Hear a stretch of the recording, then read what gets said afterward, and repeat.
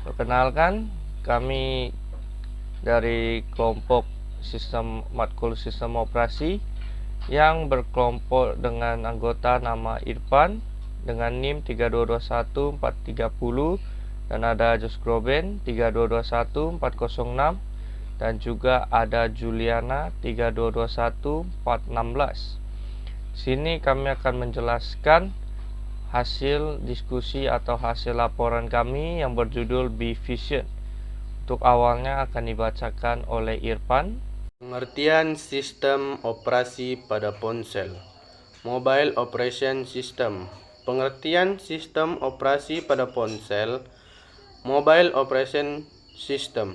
Seperti halnya sistem operasi pada komputer, sistem operasi ponsel adalah software utama yang melakukan manajemen dan kontrol terhadap hardware secara langsung, serta manajemen dan mengontrol software lainnya, sehingga software lainnya tersebut dapat bekerja, sehingga suatu sistem operasi ponsel, Mobile Operation System, akan bertanggung jawab dalam mengoperasikan berbagai fungsi dan fitur yang tersedia dalam perangkat ponsel tersebut, seperti shielding text, keyboard, WAP, email, text message, sinkronisasi dengan aplikasi dan perangkat lainnya, memutar musik, kamera, dan mengontrol fitur-fitur lainnya. Banyak perusahaan ponsel yang membenamkan sistem operasi dalam produk baik pada PDA, smartphone, maupun handphone. Fungsi Mobile Operation System. Lebih jelasnya, fungsi sistem operasi mobile yaitu menghubungkan hardware dengan user. Selain itu, Mobile Operation System jugalah yang mengatur sehingga suatu aplikasi yang terinstal bisa berjalan dengan baik. Yang kedua akan dibacakan oleh saya sendiri, Jos Groben. Ini jenis custom OS yang digunakan pada smartphone. One UI. Sistem One UI dikembangkan berdasarkan basis Android.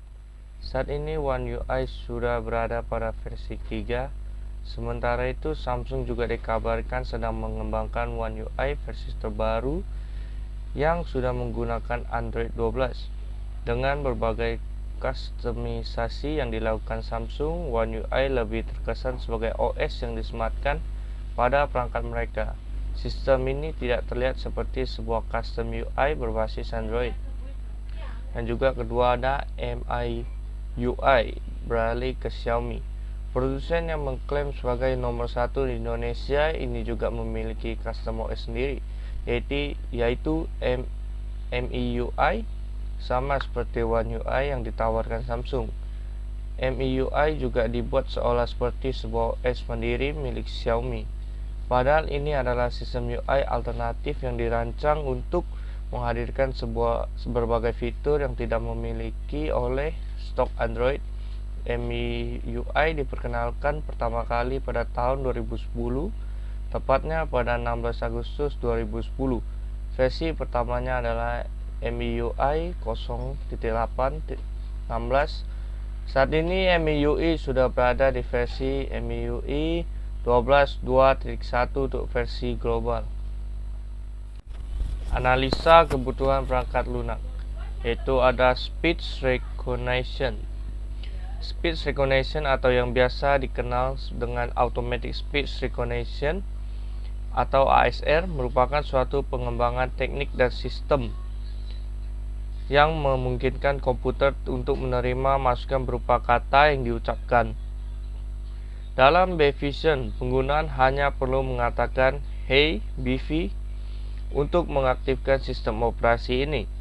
BV adalah nama sebuah AI yang diinstalkan ke dalam B-Vision. Ini untuk memudahkan para tunanetra. Dan yang kedua itu adalah aplikasi Google Maps. Aplikasi Google Maps ini diinstalkan sebagai fitur yang digunakan untuk navigasi GPS. Bagi para tunanetra yang ingin berpergian ke suatu tempat, aplikasi ini akan didukung oleh AI BV berupa penyampaian arah tempat yang akan dituju. Dan yang ketiga adalah Kamera yang dilakukan machine learning.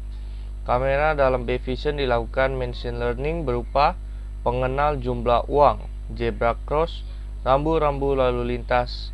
Kamera ini juga akan didukung oleh AI BV berupa penyampaian jumlah uang, letak zebra cross, dan juga warna rambu-rambu lalu lintas. Dan untuk yang terakhir akan dibacakan oleh Juliana. Analisa kebutuhan perangkat keras. Yang pertama ada lensa kacamata, yang kedua kerangka kacamata, yang ketiga earphone, yang keempat mikrofon, yang kelima speaker, yang keenam baterai, yang ketujuh CPU, yang kedelapan GPS, yang ke-9 IMU, yang ke-10 Wi-Fi, yang ke-11 Bluetooth, yang ke-12 kamera, dan yang ke-13 charger port. Ini merupakan contoh gambaran dari OS Bvision. Dapat dilihat di kerangka kanan ada komponen baterai dan juga earphone.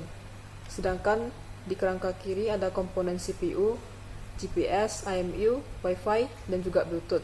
Serta terdapat kamera di ujung kanan depan lensanya.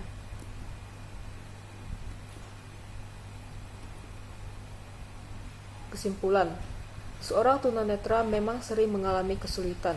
Kesulitan-kesulitan yang mereka alami juga dapat membuat mereka insecure dengan diri mereka masing-masing. Dengan kehadiran Bvision ini, diharapkan dapat membantu para tunanetra-tunanetra di luar sana yang masih mengalami kesulitan. Bvision ini memang bukan dibuat agar para tunanetra mendapat kembali indera penglihatannya, tetapi sistem operasi ini dibuat untuk meringankan beberapa beban tunanetra agar mereka dapat menjalani hari-hari mereka seperti orang pada umumnya. Baik, sekian dari presentasi kami. Kami ucapkan terima kasih dan mohon maaf jika ada salah kata.